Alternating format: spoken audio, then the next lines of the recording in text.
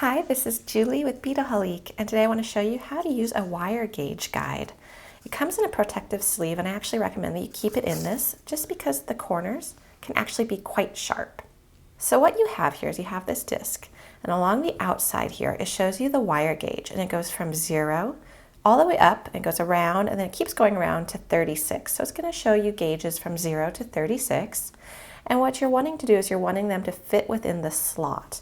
So don't worry about the little round spot down here. It's the slot right there that you want your wire to fit into. And if you flip it over, you'll see that it has its corresponding millimeters over here.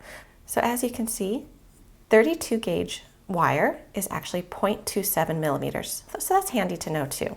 So I want to show you really quickly how this works. I have an eye pin right here and a head pin as well. And if you're like me, you tend to store these where you don't put their labels on them, so you're always trying to figure out what they actually are. So with this eye pin right here, what you'll do is you can kind of guess where you think it might fall. So it goes right through the 19. Now that slides way too easily. So you go up to 20, still very easily. Go to 21, and that looks pretty much like a perfect fit, but I just want to double check and try the 22, and it's not going in. So that shows that this is a 21 gauge brass eye pin. I'm going to show you with one more. I've got this little head pin here in gunmetal, and I can tell it's a bit thinner, so I'm going to try the 21. It goes right through that really easily. 22, still going too easy.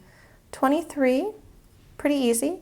24, oops, I wiggled it and it went through, so that means it's going to fit, but I'm guessing it's 24 and it's not going to fit through a 25, but I'm just going to try it. Yep, it's not fitting. So this here is going to be a 24 gauge gunmetal head pin. And that's all there is to using a wire gauge guide. It's a very handy tool. And then when you're not using it, again, just make sure you put it back in its protective sleeve, and that's going to protect your fingers.